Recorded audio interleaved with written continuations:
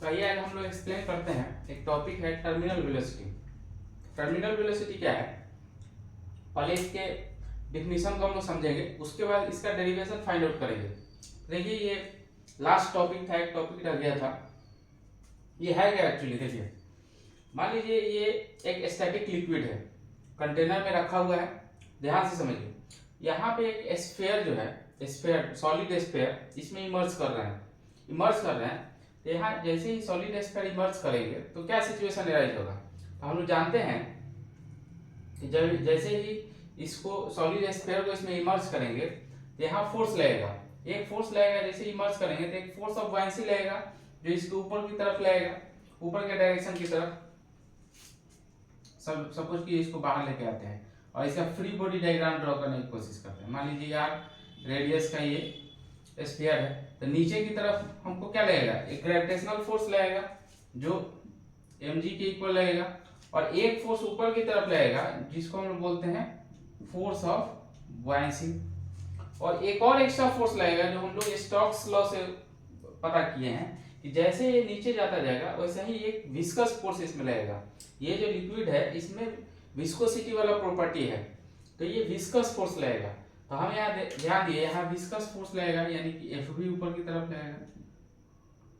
अब यहाँ ध्यान दीजिए, एक फोर्स नीचे की तरफ और दो फोर्स ऊपर की तरफ। हमको पता है जो विस्कस फोर्स है उसका मैग्नीट्यूड होता है 6 पाई आर वी टी।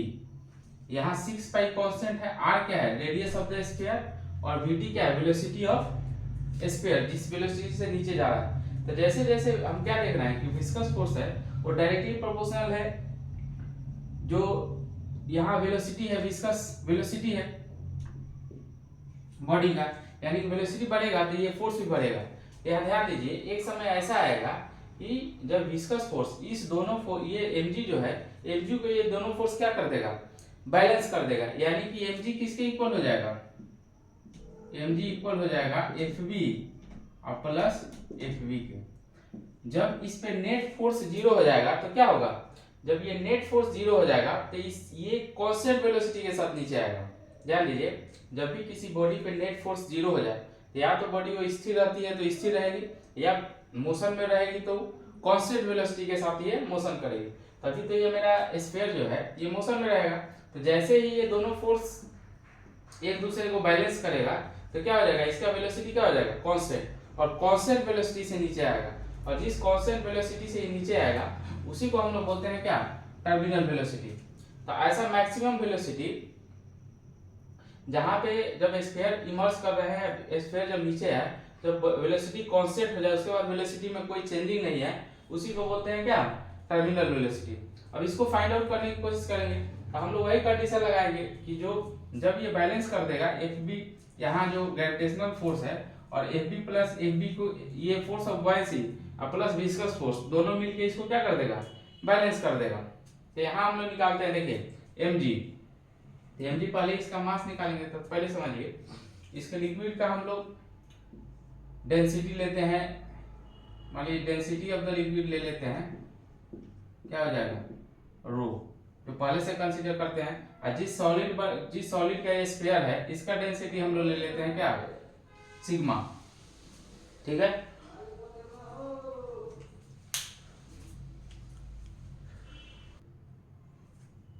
अब यहाँ देखिए हम डेंसिटी ऑफ द लिक्विड को लिए हैं रो, और डेंसिटी ऑफ जो सॉलिड है वो है सिग्मा। अब इसको क्या लिखेंगे, मास को हम लिख सकते हैं, मास को हम लिख सकते हैं क्या, volume into density.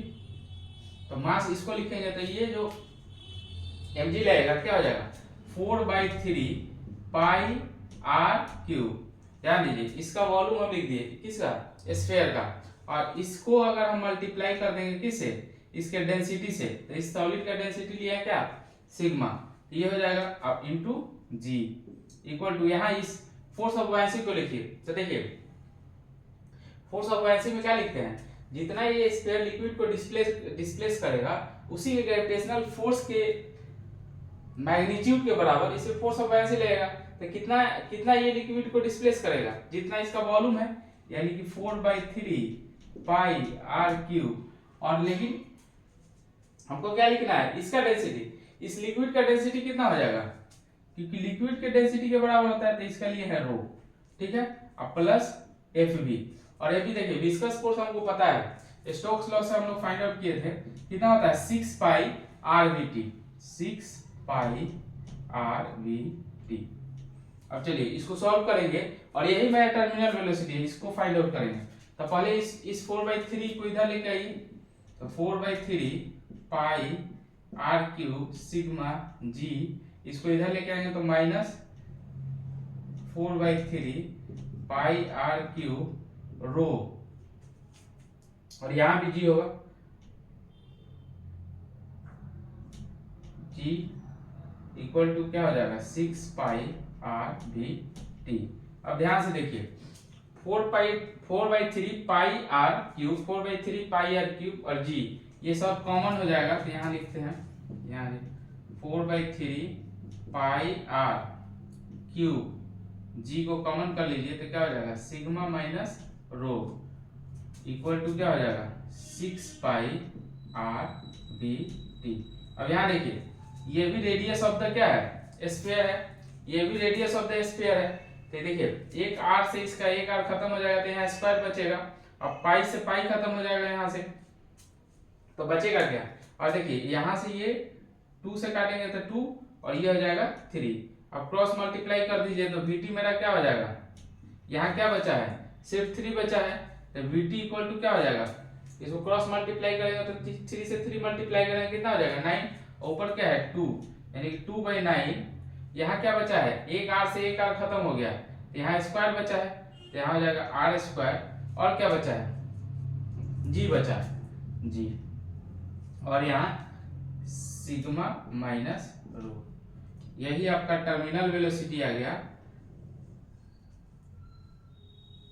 Terminal velocity का यही एक्सप्रेशन आ गया।